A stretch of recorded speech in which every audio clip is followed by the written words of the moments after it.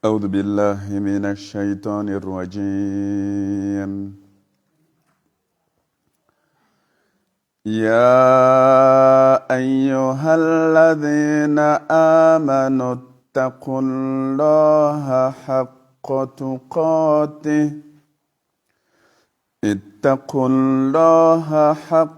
تقاته ولا تموتن إلا وأنتم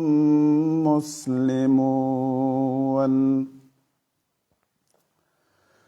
واعتصموا بحبل الله جميعا ولا تفرقوا واذكروا نعمة الله عليكم إذ كنتم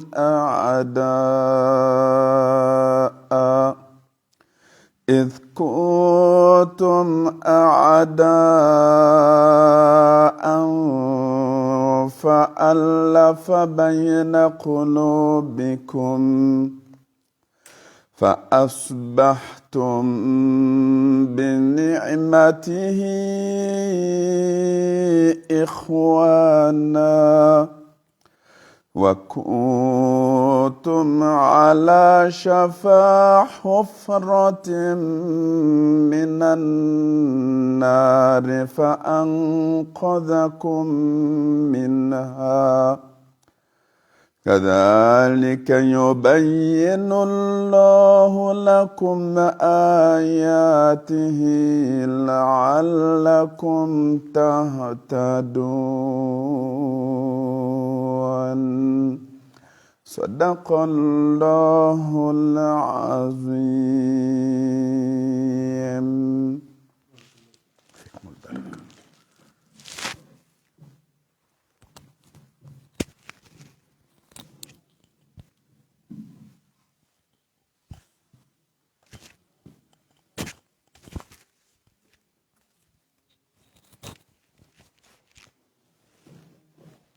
أعوذ بالله من الشيطان الرجيم. بسم الله الرحمن الرحيم. الحمد لله الذي جعل في السماء بروجا وجعل فيها سراجا وقمرا منيرا. الحمد لله والصلاة والسلام الأتمان الأكملان على رسول الله محمد صلى الله عليه وسلم. رب اشرح لي صدري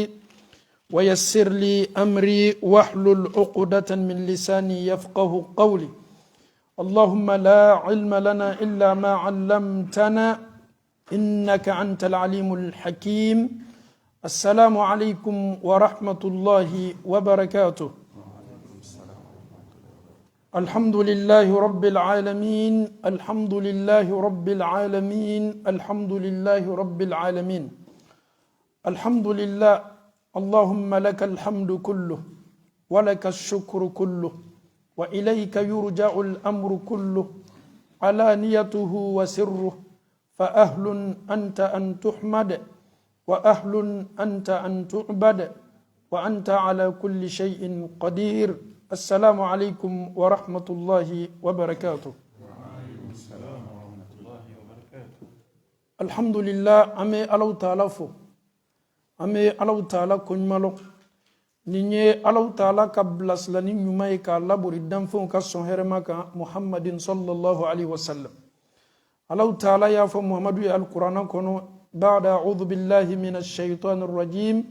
Bismillahir rahmanir rahim. Idha jaa nasrullahi wal fath wa ra'aita an-nasa yadkhuluna fi dinillahi afwaja فسبح بحمد ربك واستغفره إنه كان توابا. ni Allahu Ta'ala illa wasa ni Allahu Ta'ala dayalali ni hera ni nema ke anye kwanye Allahu Ta'ala kufoka ala tanu ni kawali ni fota nyumauye ode ka fo alhamdulillahi rabbil alamin ode ka fo ala yeminke anwe reka jija tede anka fanga tede ele Allahu Ta'ala ka soni ka diene yato yeni hera belebele ke anye ama Allahu Ta'ala dali kuma ka munu foto ambulo ka ke kunymalo ni kuma ka ye ka bensema di amma kunymalo ni na an fɔta ni an kɛtaw la ka o kɛ ni ala yɛrɛ ka diɲɛ ala m'o kɛla Sheikh Muhammad salamu alaikum wa rahmatullah. Wa salam wa rahmatullahi wa barakatuh. Imam Ben salamu alaikum. Wa alaikum salam wa rahmatullahi wa barakatuh. Ka taa se lamɛnnikɛla bɛɛ ma an bɛ aw bɛɛ fo ni silamɛya foli ye. Nin ye sigida ye an ye sigida min kɛrɛkɛrɛ avec un seul but. C'est le remerciement, c'est de remercier tous les musulmans sans exception. Ceux qui ont pu effectuer le déplacement hier et ceux même qui n'ont pas pu effectuer le déplacement. Ceux qui nous ont soutenus moralement et ceux même qui nous ont soutenus avec beaucoup d'invocations. Et ceux même qui se sont déplacés pour venir massivement. Ni kunymalonye ka lase slama bema. Ma menu sela nana kunu. Menu yera mase nana. Menu yedu oke anye. Bini Allah Ta'ala sona anye ni kene belebele sigi ka be odema. Anfana bara nyoya la akadi anye. Na tekeni wasoni yera yera. Slama unana kana amma gben ka an demeni feminu ye. Min fana sorola ka lase slama bema. Ma ya don ka fo an nana kana an badon deme. O ye min soro ka sigida ko fe ni Allah sona amena o fana lase slama bema. Ama Allah Ta'ala dali abara bebe keda Allah Ta'ala de kuso. Ka ala diɲɛ k'a bila khalisu mun kɔnɔ ala m'o kɛla an bɛ foli belebele damina jɔn ma fɔlɔ o de ye an ka karamɔgɔ ye imamuna wa habibuna min ye Sheikh Mohamed Qureshi ye le fait que alhamdulillah a yɛrɛ ko a yɛrɛ ma ko a ye anversois ye a tɛ canadien k'a to Belgique ye alhamdulillah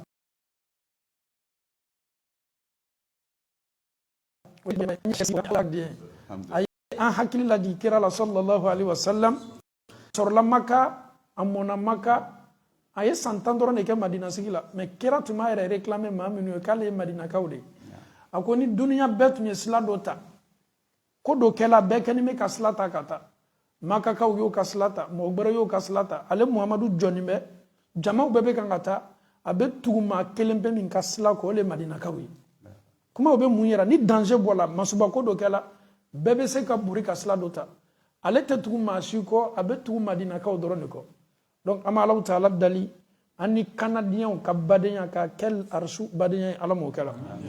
Sheikh Muhammad nin ye weleli an ye weleli min lase silamɛw ma bamananw b'a fɔ ten ko weleli y'a ta ko ye weleli jaabi fana y'a ta ko ye badenw nana ka bɔ diɲɛ fantan naani bɛɛ fɛ Amérique nana Canada yɛrɛ nana ye o seere dɔ ye Italie nana Angleterre nana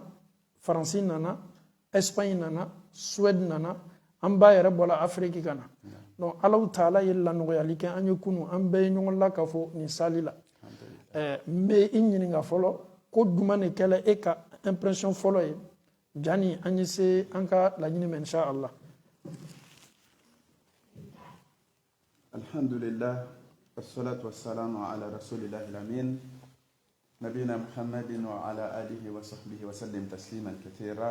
السلام عليكم ورحمة الله وبركاته. وعليكم السلام ورحمة الله. إكومي أنكرم وبركة فوتشبومنا الحمد لله ni sigin ye wale ɲuman dɔn sigi de ye ani en toute transparence ka mɔgɔw kunnafoli u ye jija minnu kɛ u ye juhudu minnu kɛ concrètement au résultat kɛra mun ye en termes de l'attente même de Mama Oumat ani Allah Ta'ala olu ka jija sababu la a kitira ni mun ye kunu donc an karamɔgɔ y'an ladɔnniya k'a fɔ a bɛ na o information lase aw bɛɛ lajɛlen tulo ma a laban o ye duwawu kɛ dɔrɔn de ye a laban o tɛ dɔwɛrɛ ye o ye duwawu kɛ de ye alhamdulillah wale ɲuman dɔn bolo ma Allah Ta'ala ka ciden ko man lam yashkuru nasa la yashkurullah mɔgɔ min tɛ adamaden wale ɲuman dɔn o tigi bɛ se ka Allah Ta'ala yɛrɛ wale ɲuman dɔn cogo di donc nin ye wale ɲuman dɔn kɛnɛ de ye nin ye transparence kɛnɛ de ye nin ye foli kɛnɛ de ye nin ye encouragement kɛnɛ de ye nin ye ka duwawu kɛ ɲɔgɔn ye o kɛnɛ de ye an karamɔgɔ ye ɲininkali min tɛ n bolo na ne ka impression kɛra mun ye an ka jate la a bɛ sɔrɔ kuranɛ aya kɔnɔ min kɛra nin sigi introduction ye sabu Allah Ta'ala ko de wa'tasimu bihablillahi jami'an wa la tafarraqu. A y'aw siri k'aw gulon k'aw banban Ala ka juruba la ni o de ye urwatul wusqa ye n'o de ye la ilaha illallahu ye n'o de ye silamɛya diinɛ ye n'o de ye Ala kelenbagatiya ye n'o de ye Muhamadu ka sunna ye alayhi afdalu salatu wassalam. Wala tafarraqu, wa aw kana fara fara cogo si de la ka bɔ o sira in kan. Donc ne ye fɛn min seere ye kunu ɲɔgɔn ye in na o de ye o message fort min lancé à l'endroit de toute l'humanité. An bɛ assister mun na habituellement an fɛ dugu kelen kɔnɔ kin kelen kɔnɔ farafarali de bɛ silamɛw ni ɲɔgɔn cɛ. Kin kelen kɔnɔ kari kelen kɔnɔ ni misirimɔgɔw bɛ nin sira kan ni misirimɔgɔw bɛ nin sira kan. Nka an ye mun ye yan kunu ani 2020 le 7 mars o tɛ kin kelen ko ye, o tɛ ville kelen ko ye, o tɛ dugu kelen ko ye ni o ye Belgique ko ye. Nka an ye alimamiw de ye kunu an kun ye jamana hakɛ min tɔgɔ sɛbɛn an ka liste kan a bɛ surunya jamana 15 mɔgɔw la. N'i ye Maliens ni Guinéens ni Ivoiriens ni Sénégalais fara Europe jamana ninnu kan. K'a fɔ alimamiw de bɔra o yɔrɔw la n'u ka délégation ye ka kariw fa silamɛw la, sabu an y'a fɔ Anvers ma dorénavant la capitale de la da'awa, Ala k'a kɛ o ye. Amen. Alimamiw bɔra dugu wɛrɛw la n'u ka délégation ye, u fana bololankolon ma na pour répondre à cet appel là. An bɛɛ lajɛlen kana fara ɲɔgɔn kan kɛnɛ kelen kan Alahu Taala ka so dɔ jɔli kun dɔrɔn kama. A vraiment o de kɛra an karamɔgɔ ne ka impression ye kunu. O fara ɲɔgɔn kan in, c'est qu'il faut maintenir effort bɛɛ lajɛlen kan ka kɛ pour maintenir cette union là. Inch'Allah. Cette collaboration là, ce travail islamique qui est effectué de façon conjointe, harmonie, amitié ni ɲɔgɔn cɛ, teriya minnu bɛ alimamiw ni ɲɔgɔn cɛ, jama bɛ ɲɛmaw lajɛ, kosɛbɛ, jamaw b'a lajɛ, hali plaisanterie minnu bɛ kɛ e ni Sulemani ni ɲɔgɔn cɛ, e ni Sanusi ni ɲɔgɔn cɛ, ani alimami tɔ bɛɛ lajɛlen, nin bɛɛ lajɛlen ye message ba de ye. An bɛ min lancer ka taga jɔnw ma, Europe silamɛw dɔrɔn tɛ dɛ, sabu u y'a waleya kunu, mais yɔrɔ wɛrɛ silamɛw, pour dire que silamɛya mago bɛ mun na o de ye nin ye. An bɛ kuma laban introduction na ni mun ye, silamɛya juguw faralen ɲɔgɔn kan pour freiner l'islam. U ye avenue damadɔ emprunté. A fɔlɔ, il faut écarter les musulmans de la langue du Coran, ni o ye arabukan ye. A filanan, il faut diviser les musulmans. C'est le principe de diviser pour régner. Après, il faut que diɲɛ kanu ka don o dusukun na. Donc ni an sera ka fara ɲɔgɔn kan laɲiniw ka kɛ kelen ye, a dɔw b'a la Alahu Taala a ka hinɛ bɛna fara o kan k'an dɛmɛ ka taga ɲɛ. An b'a ɲini Alahu Taala fɛ ɲɔgɔn ye min kɛra kunu ka caman don an si kɔnɔ, an garisɛgɛ kɔnɔ, ani ka nataw ɲɛ ka tɛmɛ kunun ta ani 2020 ta kan. Ala k'o latigɛ an bɛɛ lajɛlen ye. Amin. Assalamu alaikum wa rahmatullahi wa barakatuh. Wa alaikum assalam wa rahmatullah. Barakallahu fikum. An bɛ an ɲɛsin Imam Ben Umar Bamba, Sheikh Imam Ben Umar Bamba. Alhamdulillah, an ma jigi k'a fɔ kunu i ye kow lasa, i ye kow superviser comme an y'a fɔ cogo min. A caman na aw yɛrɛ diɲɛna sa k'a fɔ ko n ye kɛ modérateur ye. J'espère que tuma dɔ e ka ko caman remarqué kunu, anw tuma dɔ anw m'o ye. Kunu ye kabako ko jumɛnw ye ka bɛn silamɛw ka fara ɲɔgɔn kan kan. A ye i hakili bila mun na n'i bɛ se an barolaw la inchallah. أعوذ بالله من الشيطان الرجيم بسم الله الرحمن الرحيم الحمد لله على كل حال الحمد لله الذي بنعمته تتم الصالحات والصلاة والسلام على أشرف المرسلين محمد المصطفى صلى الله عليه وسلم. أيوة الحمد لله إمام نيكا وكمال ما جالاني كابما نيكا كومي رمكي كونو لدينا أكمل لاجي رسول عليه الصلاة والسلام كحديث بادلا الله أكبر رسول مي فو حديث صحيح كنو o muminu misaliya bɛɛ badenya la comme farikolo kere n'o kun dimina senkɔrɔ b'a a senti kosɛbɛ donc n ka o le faamu kunu laden na k'a dɔn k'a fɔ Europe tu bɛ image min dilan mɔgɔw ma joona k'a fɔ ni nana Europe biya silamɛya a bɛɛ bɛ wolo mais bi j'ai compris hier que c'est le contraire. Parce que imam ni ti ka mɔgɔ natɔ ye kunu e de tun bɛ modérateur c'est vrai mais ne zin tun bɛ du bɛ hamina n ko Alahu Taala kana sanji la na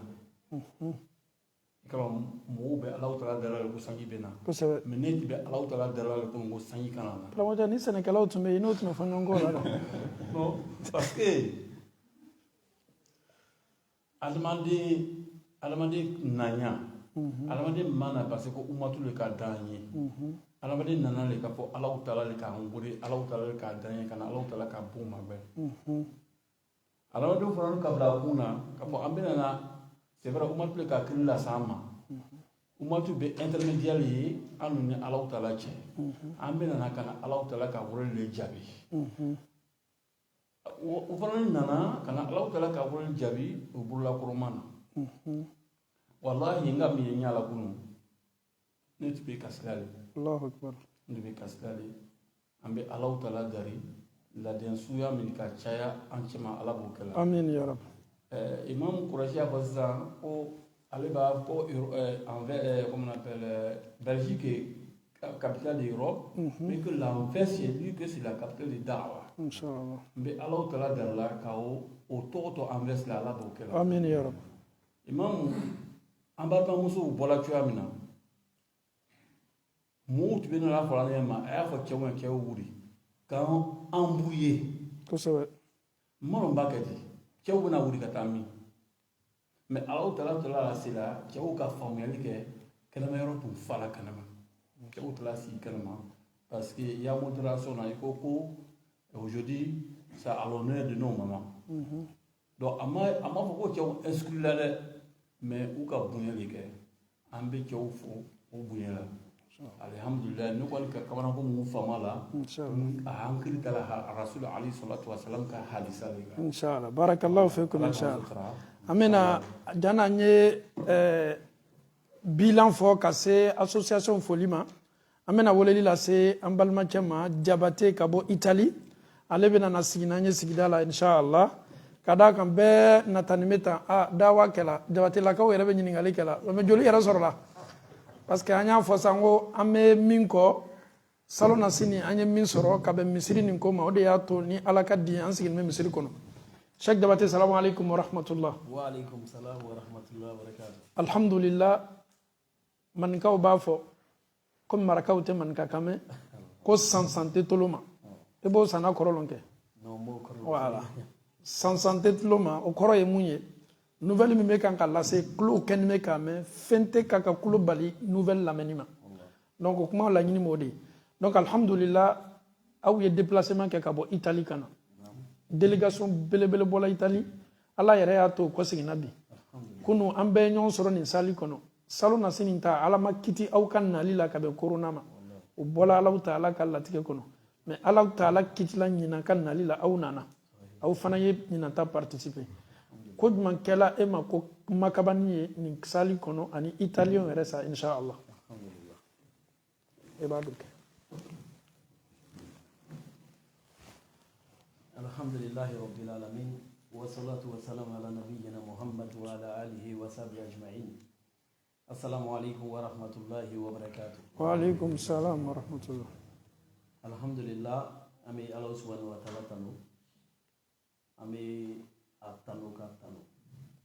masami yɛrɛ ka sira nɔgɔya an ye an bɔla Italie kana se ni sosanima kɔnɔ an verse an bɛ masaba tanu kuma surunya bolo ma alhamdulillah an ka min ye kunu sali la vraiment a bɛ mɔgɔ sawa k'a fɔ silamɛw ka bɔ Europe fan bɛɛ fɛ ka na ni miiriya kelen ye ni miiriya kelen jɔn de ye ka na Ala subhanahu wa taala ka so dɔ dɛmɛ et puis o kɛla union de kɔnɔ ni ka silamɛw ye ni déplacement la i b'a ye o bɛɛ ye ŋaniya kelen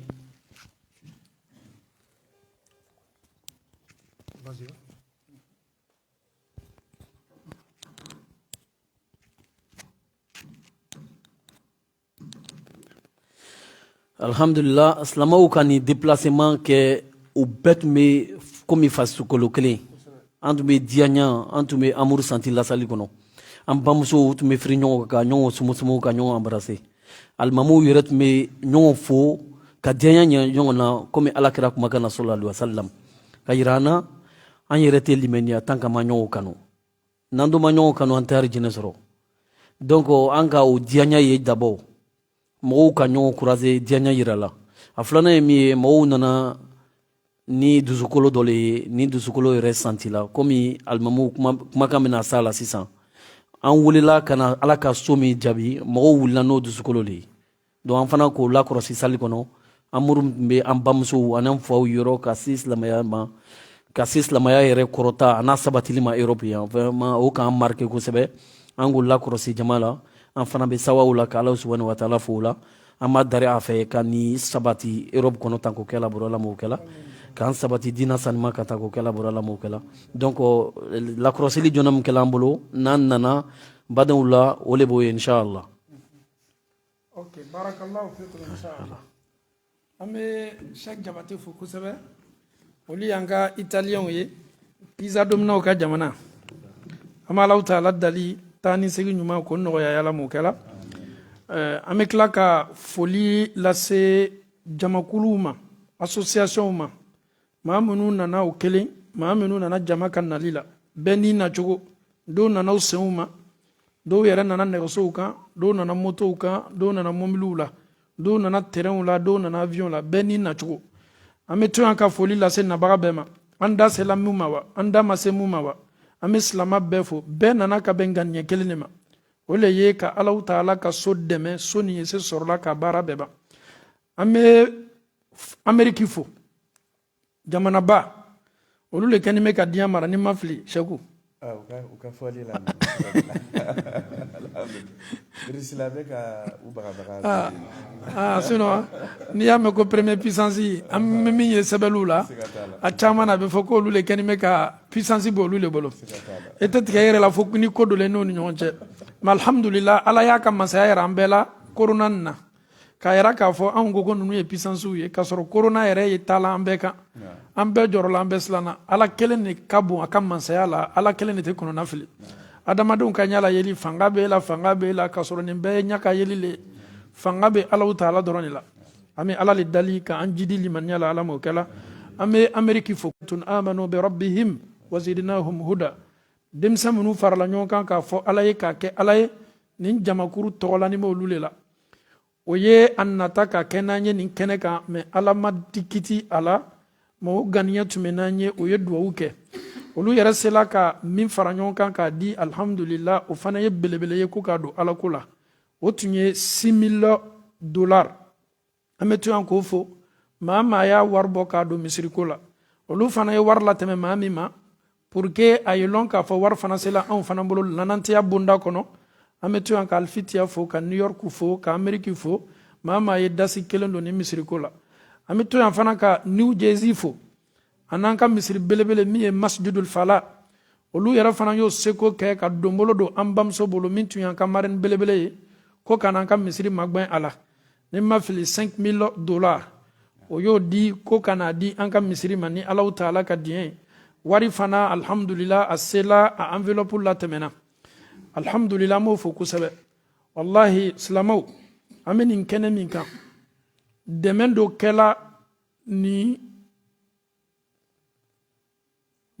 kɛla a dɛmɛ y'a ɲini an fɛ ko an y'a to sutura kɔnɔ adamaden kelen wallahi n bolo a bolo a ye $10,000 compter k'a di wallahi billahi tallahi a y'a kɛ ka seereyala bɔ an yɛrɛ la umatu ɲɛmɔgɔmusow an'o ka secrétaire n y'o wele k'o bɔ seereya la danantiya ka gbɛlɛn dɛ a bɛ di ne ma ko maa kana bɔ a kalama ni ne m'a déclaré don o kosɔn an m'a fɔ a tigilamɔgɔ an t'a tɔgɔ fɔ a ye baara min kɛ ala m'a kɛ ala ma sara ko ɲuman ye elle seule elle a donné $10,000 pour la mosquée an bɛ to yan k'a fɔ kosɛbɛ hali bi ala ma nin kɛ ala ma sara ko ɲumanba ye wallahi jamaw y'o seko bɛɛ kɛ maa dɔw bɛ yen hali sini a dɔw yɛrɛ ye wari lanama a m'a labɔ fɔlɔ nin bɛɛ bɛ sɔrɔ mun fɛ o de ye arijinɛ ɲini ye ala kana to o ye fɔ arijinɛ la ala ma nin kɛla arijinɛ sara ye sinon wallahi $10,000 ye maa dɔw ka mobili kura sɔngɔli ye ka $10,000 san ka taa san i diyanɛ mobili la ka sigi a kɔnɔ ka bori a la mobili climatiseur ɲumanba mais ale ko ayi ko ne bɛ nin di Alahu Taala de ma e ko b'ale dɛ ala ko kuranɛ kɔnɔ wa fi dhalika falyatanafasil ni maaw bɛ concurrence ni ɲɔgɔn dan k'a bɛ kɛ baara min o de ye ten an bɛ to yan ka foli lase américains ma minnu ma se ka na n'o y'o ka dɛmɛw bila ka na an b'o fo kosɛbɛ an bɛ tila fana ka foli lase an ba ma min kɛla an bamuso ye Jaka Sila min bɔla bɔyɔrɔ ka na an sɛgɛrɛ a nana fana ni misiri tɔgɔ ye Masjidul Fala o fana ka dɛmɛ sela yan min ye $5,000 ye an b'o fo kosɛbɛ o ka jija n'o ka cɛsiri la an bɛ tila ka américain bɛɛ fo minnu yɛrɛ ye wari lana an ma individuellement hali n'o ma tɛmɛ association fɛ an b'o bɛɛ la ka foni fo k'a damina misiriko nin damina fo an bɛ waati min na bi k'a kɛ sarako ɲuman y'o bɛɛ ma ala m'o kɛla an bɛ to yan fana ka Australie fo australien y'o ka dɛmɛw kɛ waati tɛmɛn'u la dɛmɛ caman k'a lana misiri dɛmɛ na an bɛ duwawu k'o ye an ma ɲinɛ o kɔ o ka nafolo n'o y'a ci an ma ka bɛn ni misiriko ma an bɛ ala dali k'a kɛ sini ɲɛsigi ɲumanba ye o bɛɛ ma ala m'o kɛla n'an bɔla Amérique ni Australie an b'an ɲɛsin Asie ma tun y'ale mɔgɔ b'o yɛrɛ ma ɲininka ko hali asiatiku an badenmamuso minnu bɛ arabu jamana la n'o bɛ baaradenyaw la o caman y'o seko bila ka na ko k'a don misiriko la an bɛ ala dali k'a ko bɛɛ ma sutara ye ala m'o kɛla kɔnɔnafili minnu b'o kan k'o ka kɔnɔnafiliw basi k'a yira ka Alahu Taala bolo ala m'o kɛla an bɛ ban ka to yan ka an balimaw fo an balima dɔw bɛ Libi dɔw bɛ Tunisie dɔw bɛ Maroc a minnu bɛ fɛ ka na ji kan wallahi olu b'o ka tɔrɔkɔ n'o ka sɛgɛ la olu maa dɔn bɛ tubabulala sɔrɔ cogo min olu caman ye wari lana umatu misiriko la ko ka duwawu k'o ye u bɛ yɔrɔ min na subhanallah ajibun jiddan n'an ye kumakan lance olu bɛ dogodogo la pour que u ye se nana tubabula olu bɛɛ la ka fɔ n'o se k'o kɛ a dɔgɔyala a cayala laɲini ye mun ye k'a di ala ma pour que se ka Alahu Taala ka diɲɛ sɔrɔ an bɛ Alahu Taala dali maa maa ye nin kɛ waati tɛmɛn'u la ka ala diɲɛ ka ko bɛɛ ma sara ko ɲuman ye ala m'o kɛla n'an bɔla yen an bɛ an kunsin Europe kan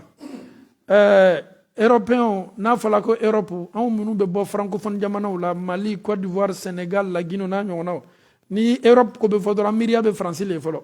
sika t'a la karamɔgɔcɛ olu le y'an mara o olu le fana y'an bila o ka kan fɔ la donc an baden minnu bɛ faransi sa olu fana bɛ fɛ k'aw yɛrɛ don faransɛw ka muran na k'olu le fana ye fangamaw ye an bɛ to yan ka faransɛw bɛɛ fo faransi nin tɛ faransikaw ka nali fɔlɔ y'an ka dawa la an bɛ dawa bolola Belgique yan faransikaw ka kari dɔgɔyani bali kari 2 ye kari 2 3 4 o derinako le ye nin an bɛ faransi fo kosɛbɛ o ka cɛsiri n'o ka jija la an bɛ foli belebele lase faransi association belebele minnu ma fɔlɔ o ye Jannatul Firdausi ye ka d'a kan alhamdulillah an karamɔgɔ Imam Sanusi ani association belebele minnu collaborela ka bɛn ni nali ma ko kalifala association min na min ye tɔgɔ sɛbɛw ye ani bisikow n'a ɲɔgɔnnaw o bonya kalifala Jannatul Firdaus Paris kɔnɔ an bɛ Jannatul Firdausi fo ka d'a kan weleliw ka ca anw bɛ fɛ ka taa aw y'anw tɔgɔ sɛbɛ fo ka nana se waati dɔw la sa olu yɛrɛ ko ayi ko tɛ maa ta la kɔ an bɛ Jannatul Firdausi fo k'a daminɛ maa fɔlɔ f'a maa laban o ye jija ni cɛsiri min kɛ ni misiriko la ka kɛ o ma siniɲɛsigi ɲumanba ye ala m'o kɛla an bɛ ban fana ka Daru Salamu fo olu ye jija ni cɛsiriba min kɛ ka bɛn ni taama ma o fana nana kari la alhamdulillah o yɛrɛ fana o ye baaraba kɛ kunu alhamdulillah sali kɔnɔna na an y'a ye k'a fɔ tun kɛni bɛ ka mama umatu dɛmɛ kosɛbɛ dɛmɛni na dɛmɛ min fanga bonyana an bɛ to yan ka daru salamu fo an bɛ ban fana ka association arafat an bɛ arafati fo kosɛbɛ o ka présence la a n'o ka dɛmɛ k'a ɲɛsin misiri ma an bɛ alahu taala dali ka kɛ arafatu ye an n'u ni ɲɔgɔn cɛ alijinɛ kɔnɔ ala m'o kɛla n'an bɔla arafat faransi tɔgɔ ɲumanw bɛ yen dɛ an bɛ se zamzam ma ji min baraka ka bon ni diɲɛ ji bɛɛ ye c'est quoi ji ka di dɛ ko n'i y'a min i b'a min ka bɛn kun min ma k'i bɛ furakɛ ka bɛn o de ma an bɛ an ka association ba fo zamzam depuis faransi o ka présence n'o ka déplacement n'o ka dɛmɛ k'a ɲɛsin an ka alahu taala ka so ma n'an bɔla yen an bɛ ban k'an ka association fana El Wasad habitants du paradis an bɛ habitants du paradis fo kosɛbɛ ni yɛrɛ fana ye tɔgɔ ɲuman ba ye n ye tɔgɔ saba min yɛrɛ fɔ n m'a dɔn min ka di ni min ye darusalamu ye arijinɛ so dɔ ye arafat o ye diɲɛ nimayɔrɔba ye maa min ye dugawu kɛ arafa don i b'a dɔn k'a fɔ arafa alahu taala n'a ka masaya yɛrɛ bɛ jigi o don de ko ka adamadenw ma ɲininka ni aw bɛ min kɔ ni ala b'a ka ye aw ye bi lo min ala bɛ waso mɛlɛkaw kan nin don na parce que ala tun bɛna adamadenw da waati min na mɛlɛka dɔw ma sɔn dɛ ala ni ye adamadenw da u bɛna ɲɔgɔn joli bɔn ka ile alahu taala sɔsɔ ala ko mɛlɛkaw ma ni ala bɛ min dɔn aw t'o dɔn donc arafa lon ala bɛ mɛlɛkaw hakili lajigi k'i man ka jɔnw ye o bɔlaw ka diɲɛ fantan naani bɛɛ fɛ o nana ka na ni alahu taala wele ne ala fana bɛ waso ni adamadenw ye bi aw mɛlɛkaw kan arafat an bɛ to yan k'aw fo aw n'a ka tɔgɔ duman an bɛ zamzam fana fo zamzam ji ye ji ɲumanba ye faransi zamzam an b'aw fo kosɛbɛ an bɛ tila fana ka habitants du paradis fo ala m'an bɛɛ kɛla arijinɛ kɔnɔdenw ye faransi tɔgɔ ka bon dɛ habitants du paradis an bɛ aw fo aw ka présence la a n'aw ka balimaya ni aw ka dɛmɛ an bɛ to yan fana ka groupe sumeya muso fɔlɔ min ni bɔra silamɛya la association min n'a bɛ fɔ a ma ko groupe sumeya an bɛ to yan k'o fana fo kosɛbɛ o ka nali n'o ka présence ɲuman la alhamdulillah an ka kɛnɛ kan an bɛ tila fana ka femme tawhid muso minnu bɛ alahu taala kelenya an bɛ femme tawhidu fana fo kosɛbɛ o ka nali n'o ka jija n'o ka présence la k'a kɛ an n'o bɛɛ ma sara ko ɲuman ye ala m'o kɛla an bɛ to yan fana ka groupe musulman fo o le sɛbɛnni bɛ yan groupe musulman an m'a dɔn tuma dɔn an balakaw don walama association yɛrɛ tɔgɔ don an bɛ to yan ka groupe fo kosɛbɛ o ka timinadiya n'o ka cɛsiri la n'o ye jija min kɛ ka na an bɛ ban fana ka faransi association kelen-kelenna bɛɛ fo minnu nana ni an ɲinɛ n'o tɔgɔ kɔ minnu yɛrɛ nana n'o ma na ni association yɛrɛ ka nali ye an bɛ to yan fana ka alikawusar an bɛ alikawusara fo kosɛbɛ min ye an kanuɲɔgɔn ni an karamɔgɔ imam abdulayi koyita ka jamakuru senimanw ye min ye alikawusar ye alikawusara yɛrɛ kɔrɔ ye ko hɛrɛ caman Cheikh Jabate hɛrɛ caman nin kuma ni aya bɛ di kira ma don min sallallahu alaihi wasallam kafiru tu sigila la kojuguya dɔw ko k'a dencɛ ibrahima ka saya don dɔw yɛrɛ ko k'a dencɛ kasimu ka saya don a dencɛ sa min kɛla maka kafiru ko ayi ko muhamadu ko yɛrɛ banna den min bɛna na i nɔ labila ka ala ko lase ni o den yɛrɛ sala ka sɔrɔ e ma sa fɔlɔ maa tɛna nana anw denw ma ka manamanakan fɔ ye donc o ye nin manamanakan fɔ alahu taala bɛna nisɔndiya belebele lajigi kira kan sɔrɔ sallam a ye aya senima nin najigi ala kɛra kan lo n'a siginin tun bɛ ni sahabaw ye a y'a ɲɛ kɔrɔta ka sanfɛla lajɛ a kɛni bɛ ka yɛlɛ ko mugudin kɛ sahabaw y'a ma ɲininka kira i kɛni bɛ ka yɛlɛ ko mun bɛ yen a ko ala ye kuranna aya dɔ la sura dɔ lajigi sisan a ye nin sura kalan daminɛ inna a'tainaka al-kawthar fasalli li rabbika wanhar inna shani'aka huwa al-abtar alahu taala ko ne alahu taala ye dili kile muhamadu ma al-kawsara la fɛn fɛn ni hɛrɛ don an tɛ hɛrɛ min dɔn hɛrɛ danlɔnbali nɛɛma danlɔnbali nin bɛɛ bɛ don kawusar bonda kɔnɔ mufasirinaw ye kawusar min ta an bɛ t'o bonda kɔnɔ ko nin ye kɔji ye kɔji min ni ala b'a di muhamadu ma kiyama kɛnɛ kan parce que adamadenw bɛ san 200,000 kɛ o lɔnnimaw sen kan kiti ma tigɛ fɔlɔ donc ala kɛra a bɛna ji fiyɛ ta ka ji min soli k'a da manton senimaw ma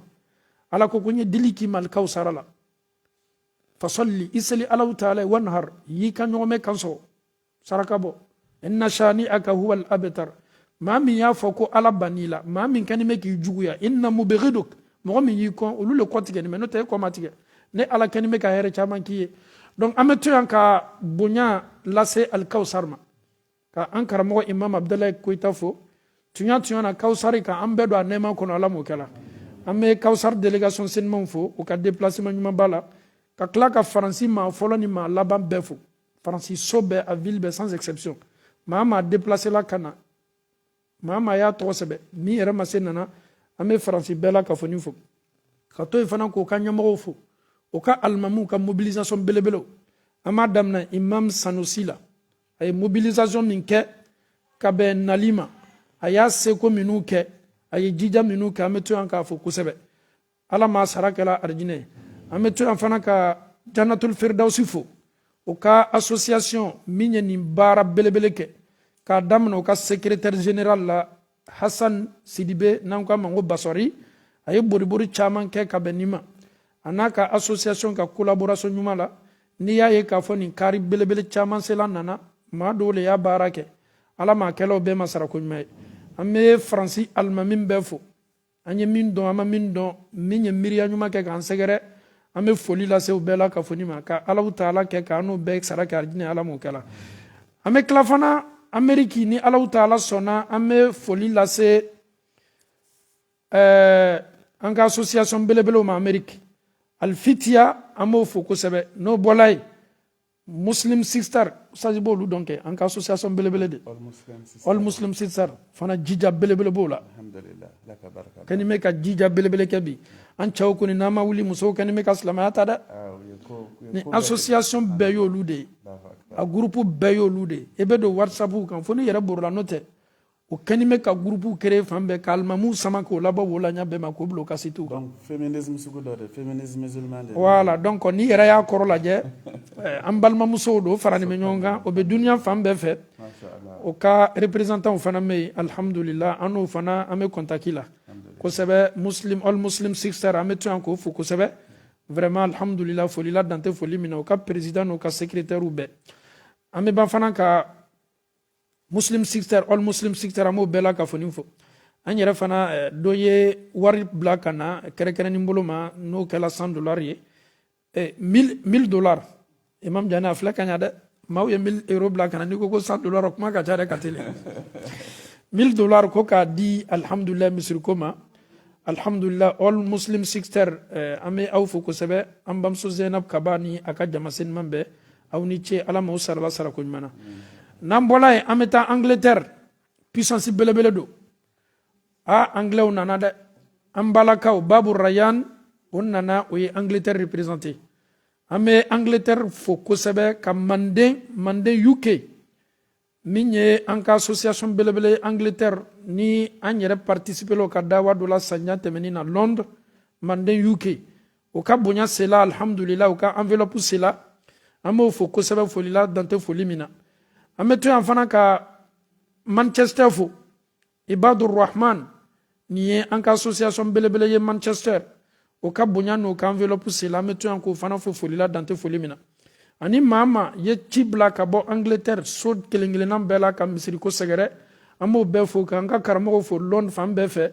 k'an ka karamɔgɔw fo Manchester fan bɛɛ fɛ an bɛ o fo foli la dan tɛ foli min na ani an ka association belebele min y'an ka Ivoirien ka association belebelew ye Londres o participe la n'an ye dawa salon nasini dawa la o ka alimamisenmaw y'an sɛgɛrɛ an bɛ to yan ka an ka association bɛɛ la kunnafoni ko misiriko min fana m'an Londres ka ala diɲɛ k'an ka Londres misiriko nɔgɔya ala m'o kɛla k'an ka Faransi misiriko nɔgɔya ala m'o kɛla n'an bɔla yan sa an bɛna se jabatew ka jamana la min ye italiano ye olu kɔni o ye pizza d'a ma an tɛ ɲinɛ pizza minnu kɔ e bɛ se ka pizza différence fɔ parce que dɔ bɛ yen ko pizza kebab pizza margherita parce que an ye nin bɛɛ dɔn ma o ye nin bɛɛ d'a ma o ye pizza kebab d'a ma o y'a margherita d'a ma parce que o nana plateau blabla min kɛ ne ye dɔ ta bɛɛ la k'a bɛɛ gu lajɛ mais m'a lɔn min yɛrɛ ka di ni min ye kosɛbɛ an bɛ to yan ka italien bɛɛ fo an ka karamɔgɔ belebele min ye an ka sɛku ye Sɛk Sumaworo an bɛ to yan k'a fo kosɛbɛ foli la dan tɛ foli min na a n'a ka jamasenman bɛɛ italien ye ko dɔ yira ka anw na an ka taali dɔ la Itali an se min kɛla Itali o ye an ta ka taa n'an ye Itali karamɔgɔ tɔ bɛɛ fɛ yen nin ye kɛla ma koba ye bonya o bɛ ɲɔgɔn bonya o bɛ baara ɲɔgɔn fɛ ni dawa bɛ kelen bolo wallahi groupe bɛɛ bɛ na Itali vraiment y'o ye o fɛ o diyala an ye kosɛbɛ k'a fɔ non Itali le maaw faran faranin bɛ subhanallah anu m'o ye o m'o yira ka anw na an bɛ to yan fana ka Piacenza kɛ Kasim n'u ka côté Piacenza an b'o fo kosɛbɛ ani an ka seyiku Shuaib Brescia ay ka ma ɲinɛ o tɔgɔ kɔ dɛ alhamdulillah vraiment an b'o fo kosɛbɛ n'an bɔla yen an bɛ taa se Bergamo n'an bɔla Bergamo Lecco Bergamo an bɛ Leccokaw ni Bergamokaw fo kosɛbɛ ani Pietrolo i b'a tɔgɔ fɔ dɛ parce que a tɔgɔ f'i ye gan de caman dɔn min nɛ naga Modena an bɛna se Modena ma sisan an bɛ Modenakaw fo olu yɛrɛ nana o bɔla komi kɔnɔkulu ni ma fili o maa min nana avion na est-ce que a tɛ maa 30 bɔ ou bien maa 30 ni kɔ voilà donc an bɛ foli senuman lase o ma kosɛbɛ o nana ala y'a to fana bɛɛ ɲuman dɔ la an bɛ Modenakaw fo kosɛbɛ o ka timinadiya n'o ka cɛsiri la an fana tun bɛ Itali o ye bonya ni karama le yira k'an na an ka Imam Koyita ye nin fɔ don dɔ k'a to n'an ye Hollande dawa la silama i kana i ka baara kɛ tajulu sarali ye nin ye nin kɛ n fana y'a ɲɔgɔnna kɛ la an ye baara kɛ nin kɔnɔnadiya ye n'a kɛla ten i b'a ye k'a fɔ an ka kow bɛ taa ɲɛfɛ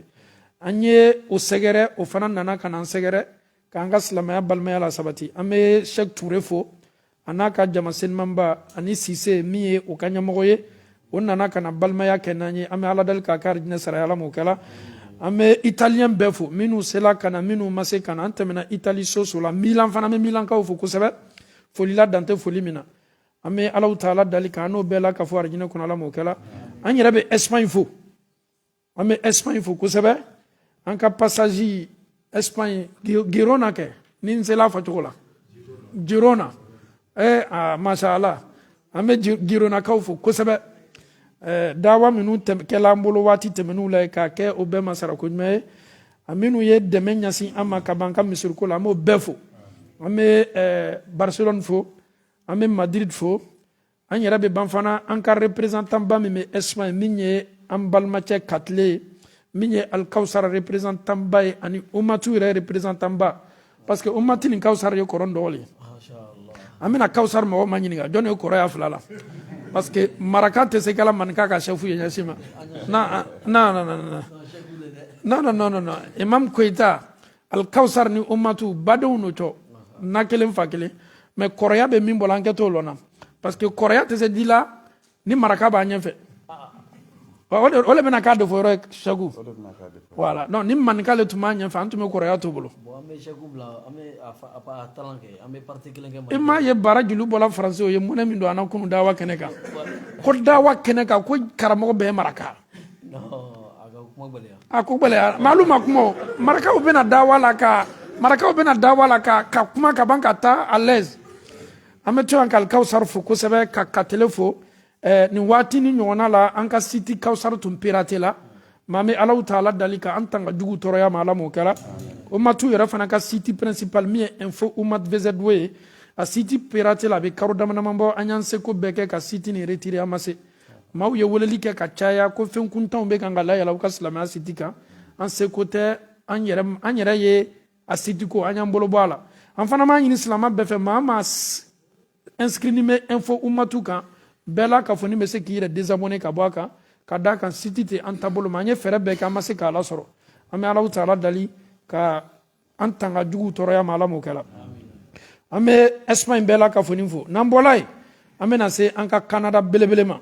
an ka nɛnɛ jamana minnu kɛlen bɛ ka maaw wele sanga ni waati bɛɛ k'e n'o ka jamana la jamana b'a lo dɛ mais o fana mako bɛ maaw la o bɛ fɛ ka Américains ka système de kɛ ka bɛɛ wele donc an bɛ Alahu taala dali Canada karamɔgɔ belebele bɛ n'an ye ni n tericɛ dɔ ye baro kɛ sisan a fana bɛ Canada an ye université kɛ ɲɔgɔn fɛ Yusuf a ko k'a ye Imam Kurɛsi ye k'a nana Belgique ko kɔrɔma dɔ bɛ n kɔrɔ la n k'a yɛrɛ b'an fɛ yan ta donc a yɛrɛ ka yɛlɛ k'a fɔ ko Canadiens bɛɛ b'a dɔn k'a fɔ i bɛ Belgique yan alhamdulillah donc an bɛ Canada fo kosɛbɛ ka Firdausi Canada fo kosɛbɛ o ye dɛmɛ min kɛ k'an sɛgɛrɛ ni ma fili 1000 et quelques 1460 Firdaus Canada ani an balimamuso 5 de façon indépendante Allahu akbar faralen ɲɔgɔn kan de 1460 vraiment an bɛ to yan ka Firdausi Canada fo kosɛbɛ ka a ɲɛmɔgɔw fo k'an balakaw fo minnu kɛlen bɛ ka a jija n'a cɛsiri kɛ ninnu yɛrɛ kɛlen bɛ ka baraji min ta karamɔgɔ yɛrɛ tɛ se k'a baraji ta ka d'a kan karamɔgɔ ka video ta k'a partager o baraji ka bon maa b'a lamɛn karamɔgɔ kɔni b'a ka pourcentage sɔrɔ mais minnu kɛlen bɛ k'a kɛ olu ka pourcentage ka ca dɛ donc karamɔgɔ ka wajibili o ta baraji bɛ e min bɛ wajibili ta k'a bila i ka page kan parce que o ka page vraiment jija ni cɛsiri b'o la o tɛ kan ka foyi kɛ fo ka kɛra a ka sunna la sabati sala salam an bɛ Firdausi fo kosɛbɛ ani All Muslim Sister fana ka site o fana kɛlen bɛ ka jija belebele min kɛ karamɔgɔ ka wajibili partage la an bɛ to yan ka Canada bɛɛ fo a Montréal ani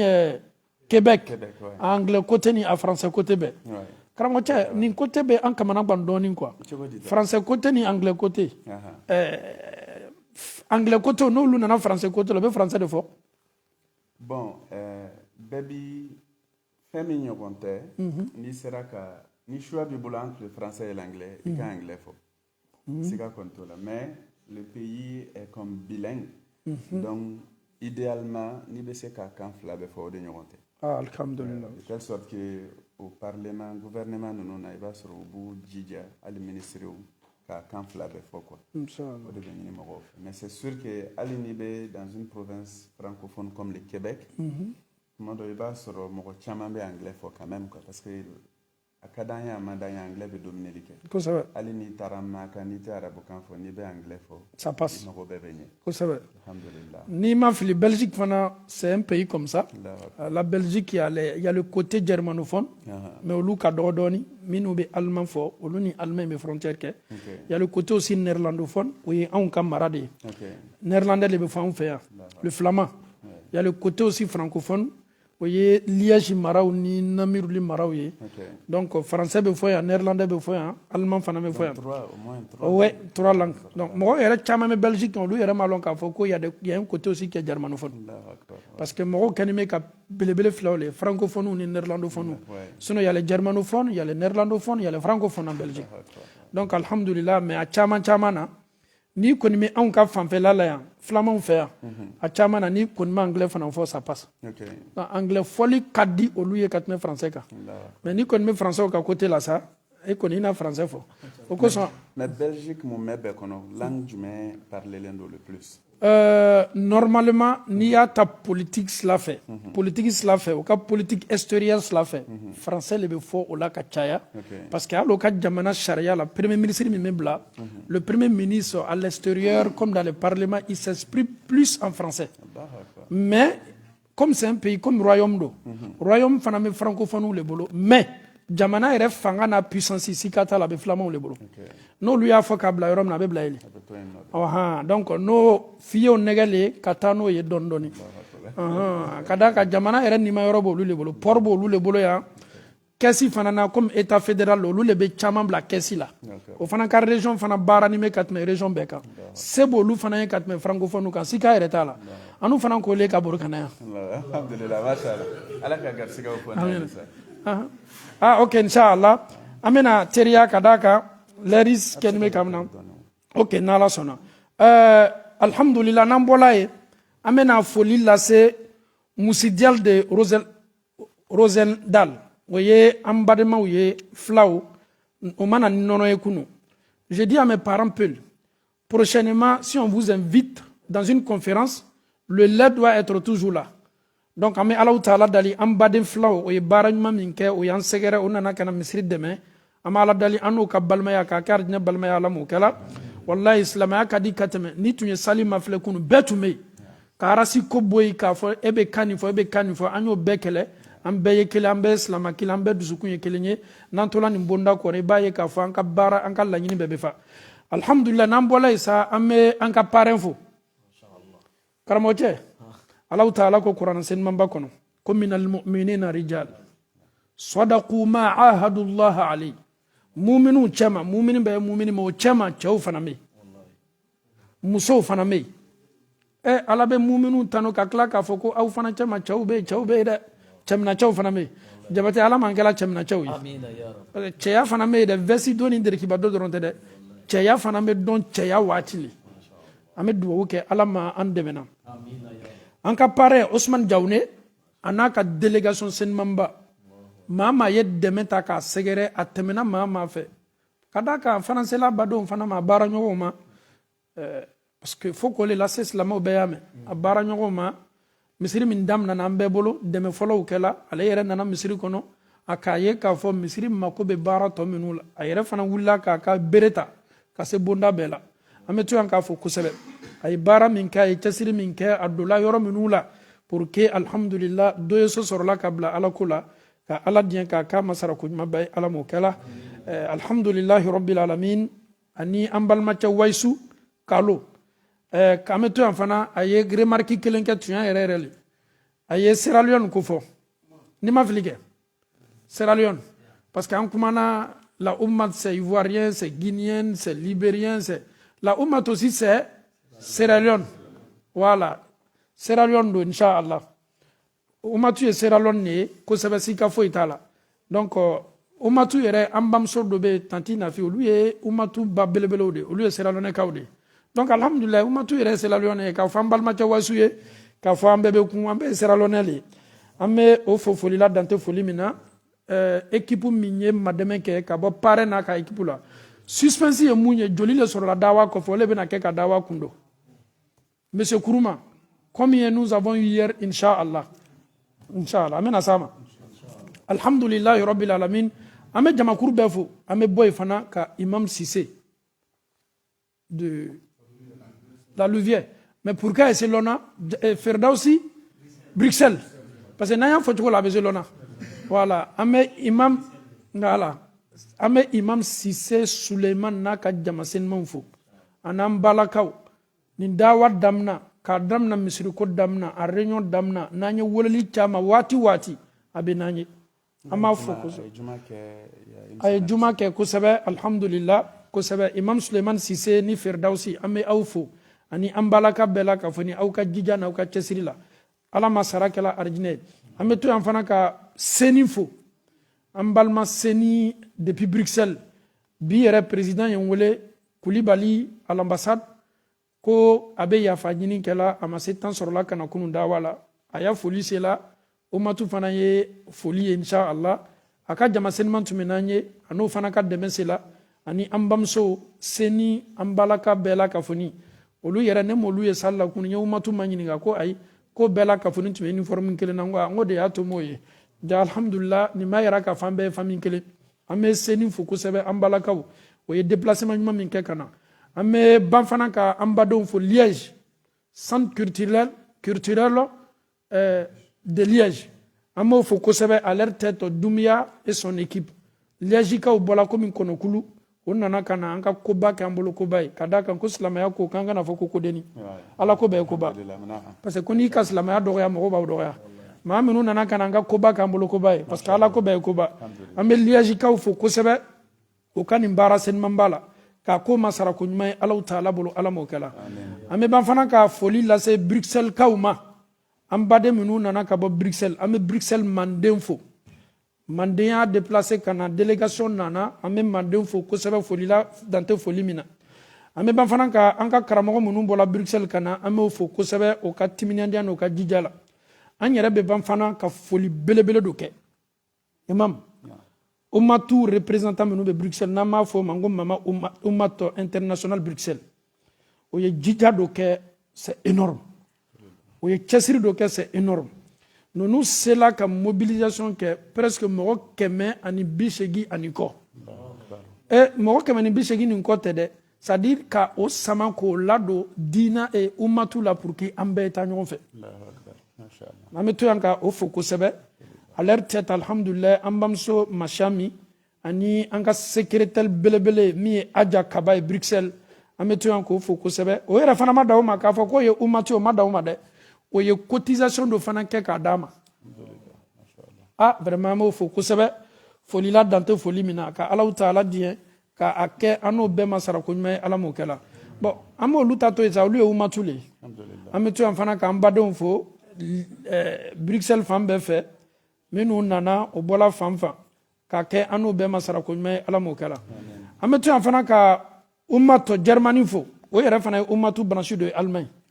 alhamdulillah o ka karamɔgɔ fana a ka excuse sela mais association délégation fana sela yan an ka branche min bɛ Allemagne ummat Germany an baara ɲɔgɔn don a association fana an bɛ a fondateur cɛ ma a ko bɛɛ sigila an sen kan alhamdulillah an bɛ dugawu k'o fana ye ka sabati do o la ala m'o kɛla an fana balimakɛ dɔ bɛ yen jija baba la Dumia fils ale bɛ secrétariat bonda kɔnɔ a kɛlen bɛ ka wulikajɔba kɛ ni association la sabati la an bɛ Dumia fils fo kosɛbɛ ka Umatu Germany fo ka an balakaw bɛɛ fo o ka déplacement ɲuman na ka Alahu Taala diɲɛ k'a kan n'o ma sara ko ɲuman ala m'o kɛla an bɛ ban fana ka Umatu Ambu an b'olu fana fo kosɛbɛ an balimaw lo an burikaw ye o fana nana o ye weleli jaabi o fana y'o seko kɛ o dɛmɛ kɛ an bɛ to yan ka Umat Ambur fo kosɛbɛ foli la dante foli min na an bɛ ban fana ka Ayima Amiya Ambur Amiya wala o fana y'an badenw ye Ambur alhamdulillah nin bɛɛ y'an ka association an fana tɛmɛna nin association bɛɛ la nin fana kanu ni baara ɲɔgɔnya b'an n'o bɛɛ cɛ an bɛ Amiya fo kosɛbɛ ka déplacement ɲuman na k'a ko masara ko ɲuman ye ala m'o kɛla je pense que Hollande an bɛna Hollande ta ka d'a kan lɛri min fɔla an bolo an bɛna fitiri solo la sisan an bɛ Hollande fo AMC n'a ka jama senimanba o bɔla ko min kɔnɔ k'olu kana ka fara o ka alimamuw kan an bɛ AMC fo kosɛbɛ o ka cɛsiri n'o ka jija ni baara ɲɔgɔnya la an bɛ tila fana ka Rotterdam kaw fo an ka alimamu Keita a n'a ka gurupuw silaw k'o fara Imam Sise n'a ka gurupuw kan donc i ni silakaw aw ka di bi dɛ silalakaw non Sise n ye Siselakaw de fɔ Imam Sise mais silalaka dɔ bɛ fana bɛ Rotterdam Keita l'u ka groupe an bɛ Hollande bɛɛ fo en dehors de ça même Hollande maa caman de nana minnu yɛrɛ tun tɛ association na an b'olu fo kosɛbɛ dɔw nana ka bɔ Hollande fan dɔ bɛ yen a yɔrɔ ka jan dɛ an ka sɛku tun bɛ yen fɔlɔ a so yɛrɛ tɔgɔ bɔla n kɔnɔ Eskeri olu fana m'a lɔn ka bɔ yen ka na Anvers yan lɛri joli 2h30 donc i b'a lɔn k'a fɔ olu ye voyage janw de ye an bɛ Hollande bɛɛ fo minnu nana minnu tɔgɔ fɔla minnu tɔgɔ ma fɔ an bɛ foli lase bɛɛ ma alhamdulilahi rabbil alamin o bɛɛ kɔfɛ an bɛ Bangkok fo Bangkokaw o ye cɛsiri kɛ dɛ kabini nin daminɛna